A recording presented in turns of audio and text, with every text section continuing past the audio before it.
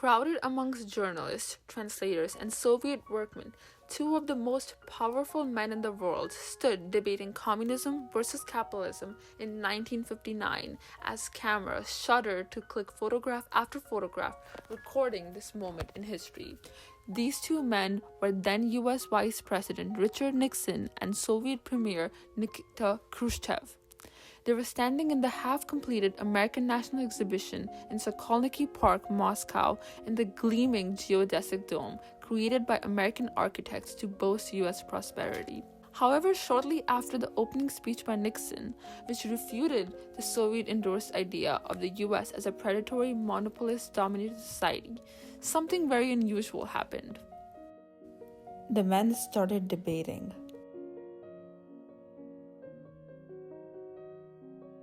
The impromptu debate between these two well-seasoned politicians in 1959 is now famously called the kitchen debate. Although the debate might have been impromptu, the set in which it happened was not. Carefully curated due to the lazy Zarubin Agreement, which called for greater cultural exchanges between the superpowers, the American National Exhibition in Moscow was part of a domestic frontier in the Cold War to retaliate against Soviet advances in the space and arms race.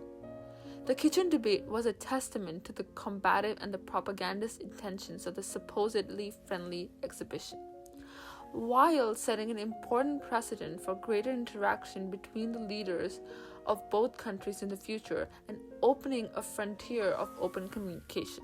But to know how they found themselves at this juncture, let's rewind.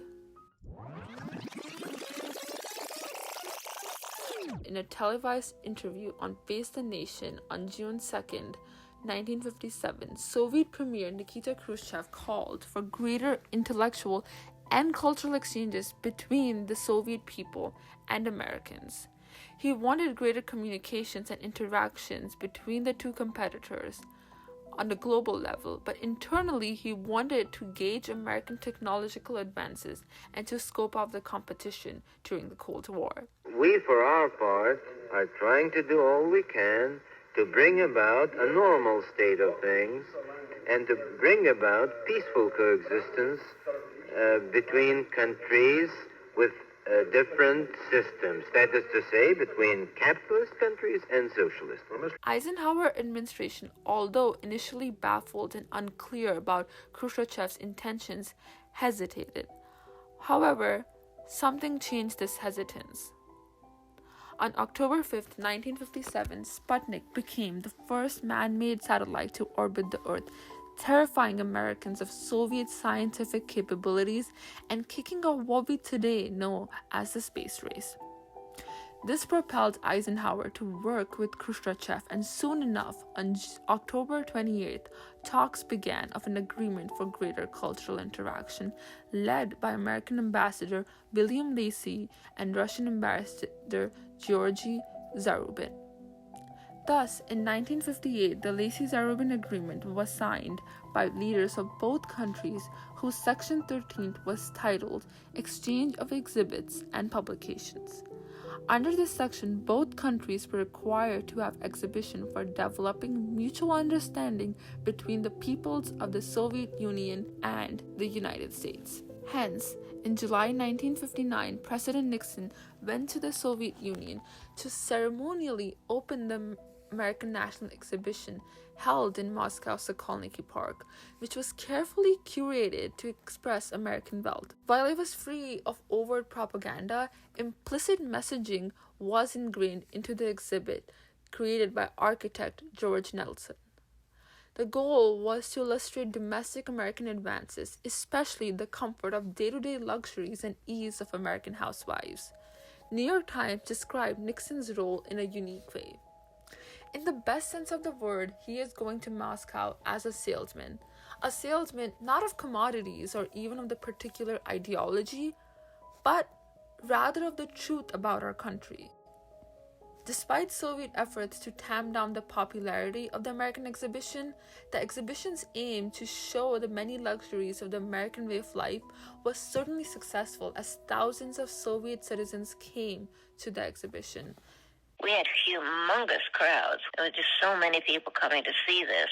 because the Soviet Union had been very closed, and this was like the first time the Russians had a chance to walk through and see what an American car looked like, and they loved that. What a house, an American house, small house would look like. And when they came to see us, they couldn't believe that we had all the things that we had. Of course, we had the same things for years, and we still have a lot of them now, except maybe a little more modern. But they just had never seen anything like this because of their own background, because a lot of the destruction that took place in World War II.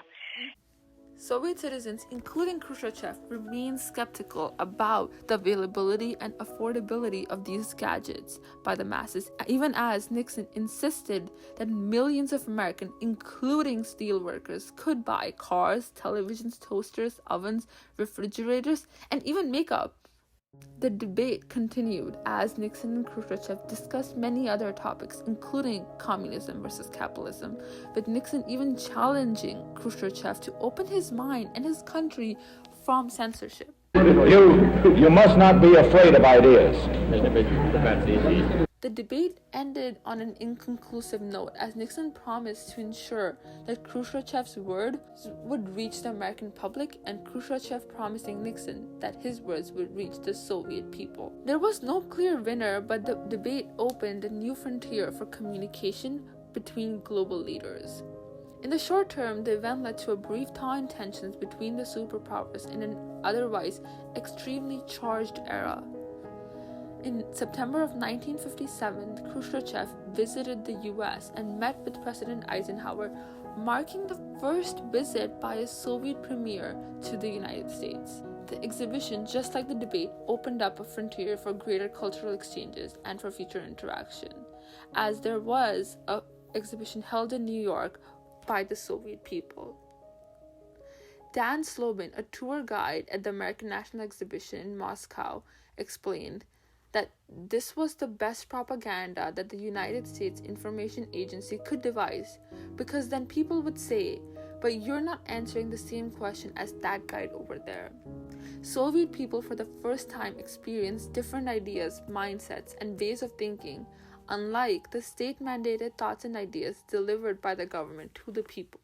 In the midst of the Cold War tensions and fear of nuclear war, the kitchen debate allowed for true expression of ideas between world leaders. What had happened behind closed doors for the first time happened in public. Slobin said it was the first American adventure behind what we called the Iron Curtain. This hadn't truly occurred in the past few years. The United States had seen an infringement on people's First Amendment rights during the Cold War. The Red Scare and rise of McCarthyism had forced many to refrain from challenging the status quo, and the Soviet Union had seen severe censorship under Stalin's rule.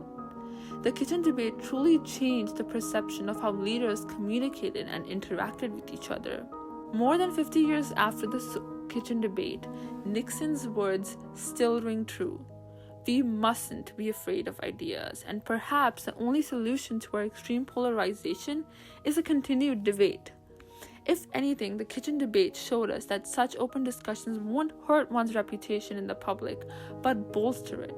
Due to Vice President Nixon's tactful conversation with Khrushchev, Nixon was able to clinch the Republican nomination in 1960. Chicago Defender wrote on July 25th, Nixon demonstrated at the debate that he had done his homework, and he had done it well. He had an answer for Khrushchev's every charge. Not only did he answer, he counterattacked. He made touch talk with tough talk. While some dismissed it as political stunt, Nixon projected a position of power, capitalizing on the moment, while most importantly listening and debating, and opening a frontier for future conversation. Even though it was a break from conventional diplomacy, kitchen debate was vital in laying the groundwork for future leaders to communicate, whether it was Gorbachev and Reagan in the 80s or later even Trump and Putin.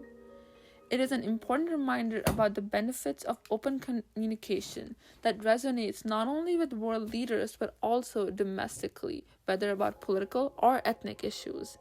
Instead of continued separation, we must be willing to listen and meet halfway for true cooperation and compromise to ever occur.